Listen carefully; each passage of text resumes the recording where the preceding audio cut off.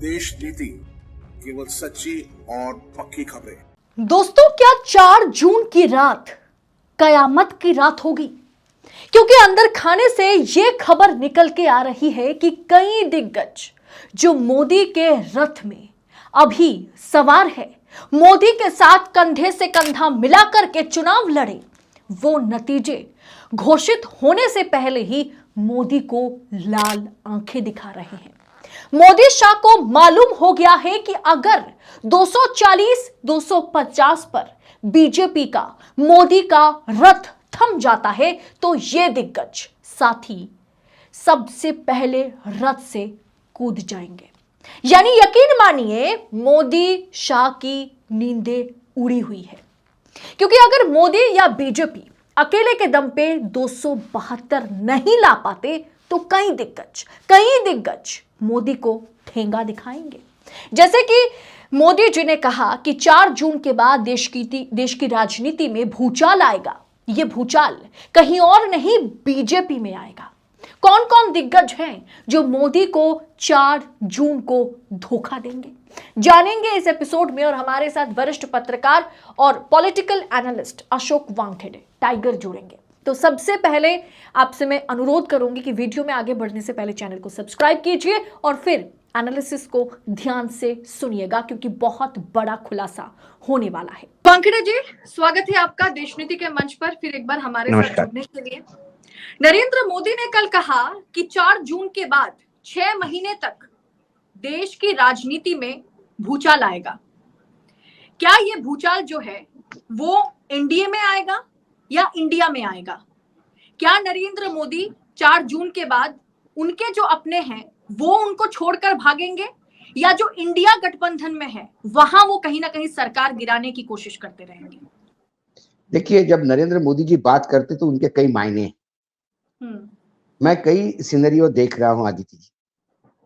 यदि हम ये कहें कि भाजपा 230-240 पे सिमटती है, एनडीए का कुनबा तो कोई है ही नहीं अभी उनके पास। एनडीए में क्या बचा है? एनडीए में जो सबसे बड़ा दल है वो समाजवादी, वो जनता दल यूनाइटेड है, 16 सीट। एकनाथ शिंदे है 13 सीट। उसके बाद बाकी एक एक 2-2 सीट वाले हैं कुछ, और फिर 13-14 तो ऐसे हैं जिनकी एक भी सीट नहीं। तो अब नीतीश बाबू 4 तारीख के बाद कहाँ जाएंगे ये नीतीश बाबू को पता नहीं, क्योंकि वहां पे अभी भी छलपल चली रही है। जिस हिसाब से तेजस्वी बार बार फिलर दे रहे हैं कि चाचा बाहर वापस आ जाएंगे, तो हो सकता है एक यू टर्न और ले लेंगे। एकनाथ शिंदे के पास 13 थी, उसके बाद 3 भी वापस आना मुश्किल हो रही है। 1 या 2 सीट जीत गए तो बहुत बड़ी बात होगी। तो एनडीए का ऐसा कोई कुनबा नहीं है। चंद्रबाबू जिनके साथ चुनाव लड़ते हैं उनके साथ सरकार नहीं बनाते, रिकॉर्ड है उनका। अब और कौन है इनके साथ? कोई नहीं। बाकी अपना दल वगैरह है, तो मैंने तो बोला ना, एक 2-2 वाले हैं, कोई मतलब नहीं उनका। तो यदि आप 335-340 पे रुकते हैं तो आपको और करीब 50 सीटों का जुगाड़ करना होगा। वो 50 सीटें आएगी कहां से? यदि वो 50 सीटें कहीं से नहीं आएंगी तो फिर आपको पार्टी में विद्रोह हो गया, कोई नया नेतृत्व आ गया, नए नेतृत्व नए एनडीए का गठन करेगी, जिसमें हो सकता है कौन उम्मीदवार आता है सामने मोदी जी को रिप्लेस करने बीजेपी में, उसके अपने व्यक्तिगत संबंधों पे नए एनडीए का गठन होगा, सरकार चलेगी। लेकिन क्योंकि सबसे बड़ी पार्टी बीजेपी होगी, नो डाउट, इसमें तो कोई डाउट नहीं। बीजेपी का नंबर कम ज्यादा हो सकता है, लेकिन सबसे बड़ी पार्टी भाजपा होगी। ऐसे में भाजपा को यदि न्योता मिलता है और भाजपा इंटैक्ट रहती है, मोदी जी के नेतृत्व में फिर विश्वास करते हैं, तो मोदी जी एक माइनॉरिटी गवर्नमेंट लेके चलेंगे। शपथ लेने के बाद आपको मत प्रस्ताव देना होगा। विश्वास का मत आप कैसे लेंगे? क्या चंडीगढ़ मॉडल होगा? क्या विपक्ष का निष्कासन करके आप विश्वास मत प्रस्ताव होगे? ये मामला कोर्ट कचहरी तक जाएगा? तो आने वाले 6 महीने में कुछ भी हो सकता है, क्योंकि मोदी जी इतने इजीली सत्तांतर नहीं होने देंगे। क्योंकि मोदी जी हार जीत में विश्वास नहीं रखते, वो सिर्फ जीतना चाहते हैं। जहां चुनाव हारते हैं वहां पे सरकार बना लेते हैं। एस्टेब्लिश्ड सरकार, चुनी हुई सरकार गिरा के सरकार बनाते हैं, हमने देखा।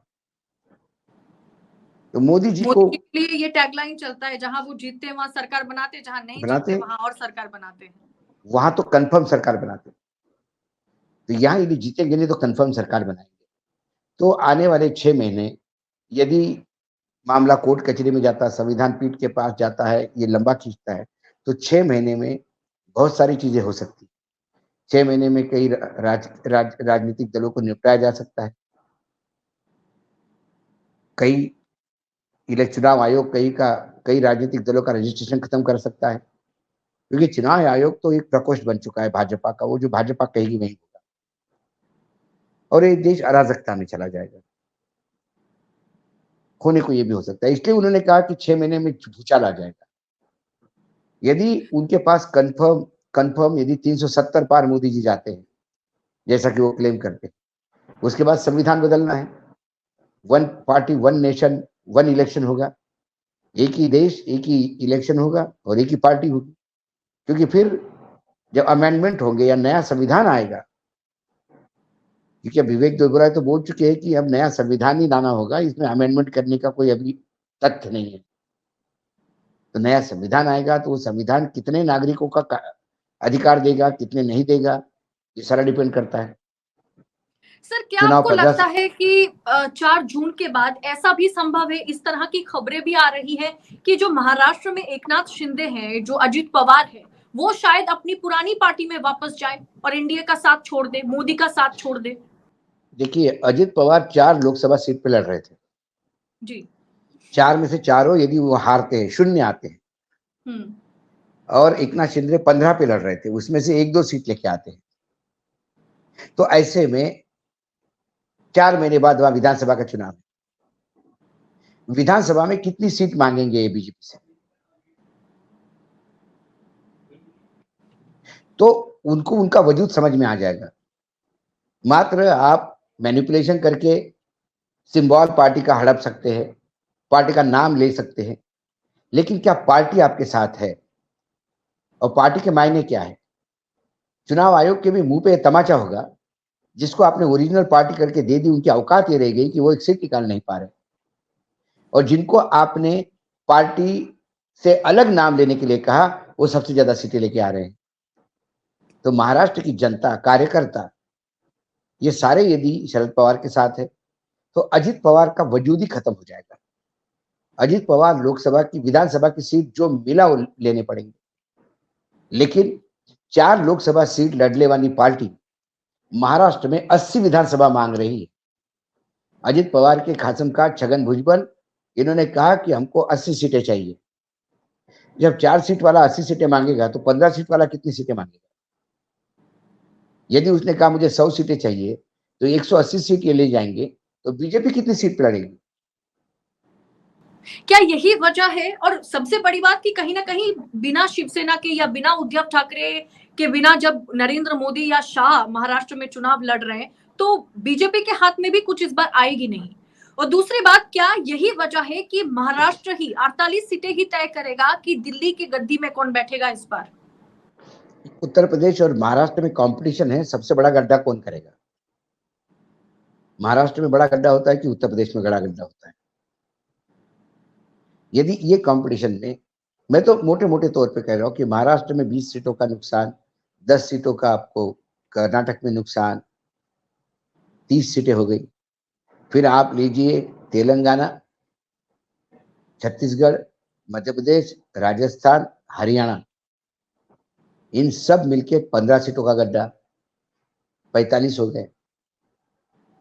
फिर आप ये बिहार और यूपी मिलके 15 सीटों का गड्ढा, 60 हो गई। बंगाल और बाकी देश की जगह पे मिलके आपको फिर 10 सीटों का गड्ढा, 70 हो गई। आपको जो बढ़ोतरी सीटें बढ़ेगी आपकी, वो आपकी आंध्र प्रदेश में बढ़ सकती है।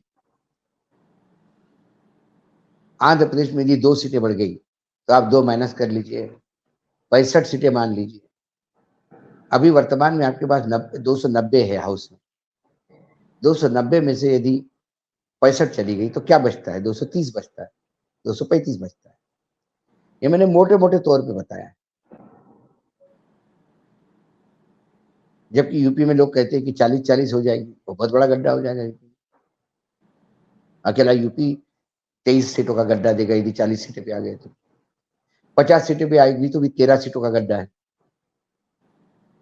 तो सर, नरेंद्र मोदी के लिए, शाह के लिए तो बहुत बड़ी चुनौती है। उनका ना अपना साथ दे रहे, अगर बीजेपी 230-40 में आ जाए तो अपने उनका साथ छोड़ देंगे, और जो एनडीए में है, जो ये एलाई ये पार्टी है, जो डिपेंड गठबंधन में है, ये वो भी ठेंगा ये दिखा डिपेंड सकते हैं। ये डिपेंड करता है। एक ये भी हो सकता है कि नरेंद्र मोदी बोलेंगे कि हम अपोजिशन में बैठेंगे, इंडिया गठबंधन को सरकारी बना दो, ये गिर जाएगी सरकार 2 महीने।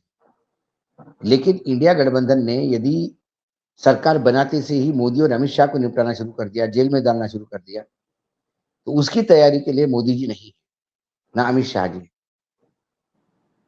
तैयार। वो किसी भी हालत में सत्ता विपक्ष के हाथ में जाने नहीं देंगे। यदि बीजेपी में ही कोई नेता इमर्ज होता है तो उससे कम से कम एक गारंटी लेंगे कि हम सत्ता में आने के बाद अमित शाह और मोदी जी की रक्षा करेंगे।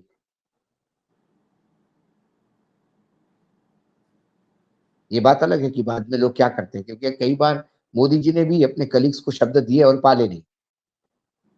तो जरूरी नहीं जो शब्द देगा उसका पालन करेगा। तो कुल मिला के स्थिति वो नहीं है इतनी अच्छी जितनी लगती है। लेकिन मोदी जी ही प्रधानमंत्री बन के यदि उन्होंने माइनॉरिटी गवर्नमेंट चलाने का प्रयास किया तो फिर क्या,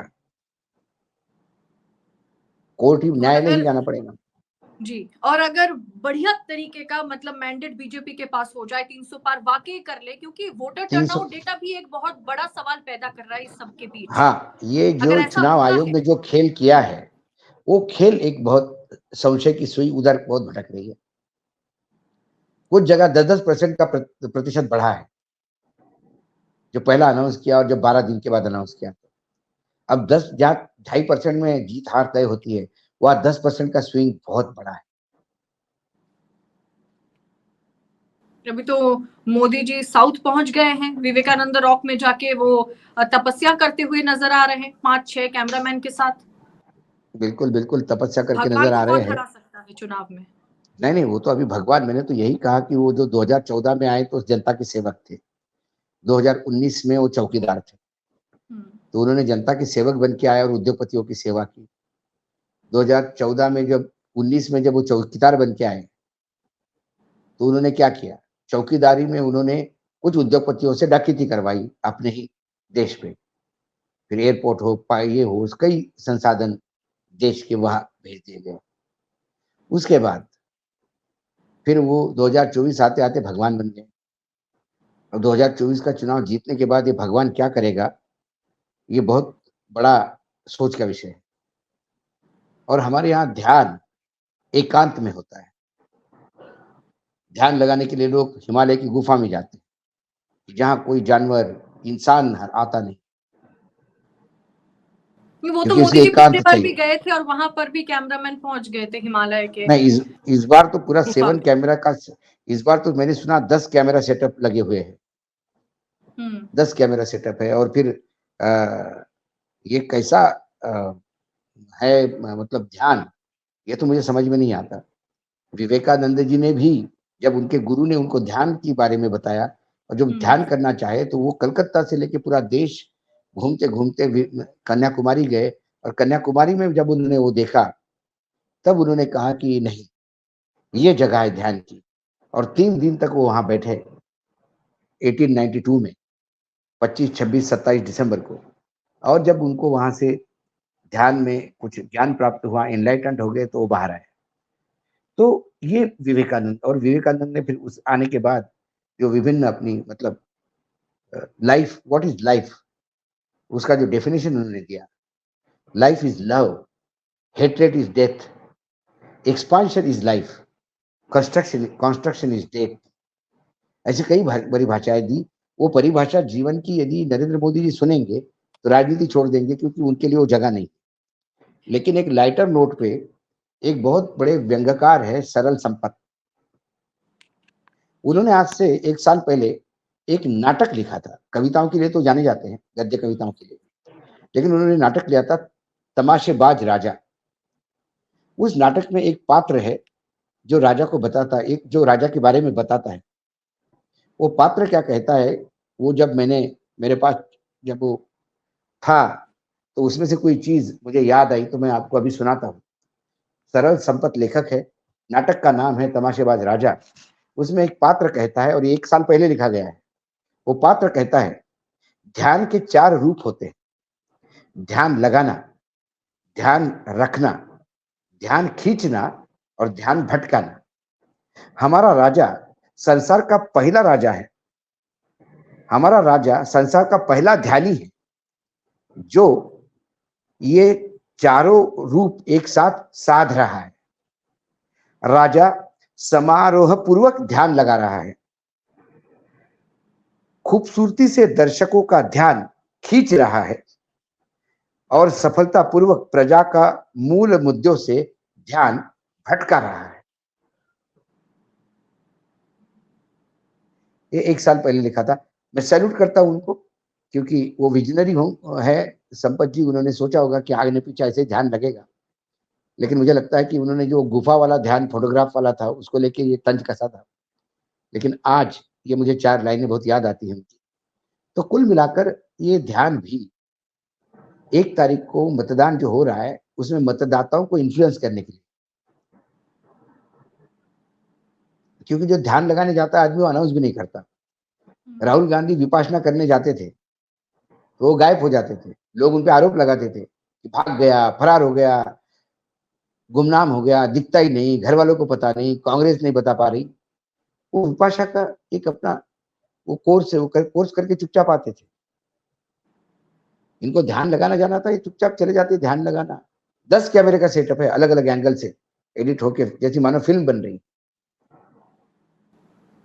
क्या सर, जो आलोचना हम काफी समय से करते आ रहे हैं, आप एनालिसिस कर रहे हैं हमारे साथ, तो ये तो लगभग तय है कि भारतीय जनता पार्टी सबसे बड़ी पार्टी बनेगी, लेकिन बहुमत का आंकड़ा शायद वो इस बार पार ना कर पाए।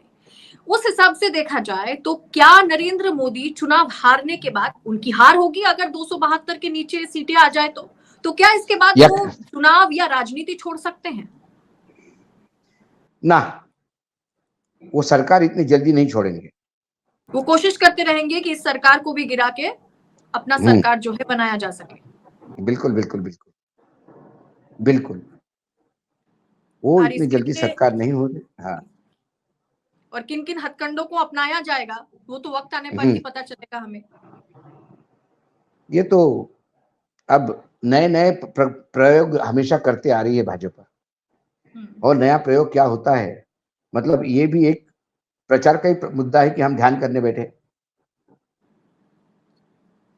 क्योंकि आचार संहिता आपको अलाउ नहीं करते आपको करने में। तो आप ऐसा कुछ नाटक करो जिससे आप लोगों का ध्यान आकर्षित करें। तो किसी ने बहुत बढ़िया कहा, है चुनाव आयोग कुछ कहेगा नहीं, मीडिया दिखाएगी नहीं इस नहीं, चीज को अच्छे चुनाव से। आयोग तो भाजपा का प्रकोष्ठ है, वो क्या कहेगा।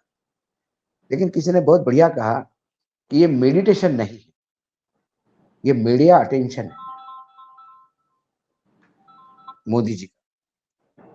तो कई रूप से देख रहे हैं, तो देखता हूँ यदि प्रधानमंत्री जी आप ध्यान रख ही रहे हैं, तो ध्यान से यदि कुछ एनलाइटेंड हो, तो कम से कम वो इस बात को रियलाइज करेंगे कि वो भगवान नहीं, वो एक इंसान है। और यदि ये पूरा नौटंकी का मंचन है, तो फिर क्या ध्यान और क्या एनलाइटनमेंट, ये सब कुछ होता नहीं। बस 4 जून के नतीजे पर ही हर किसी की नजर टिकी हुई है। नजर है।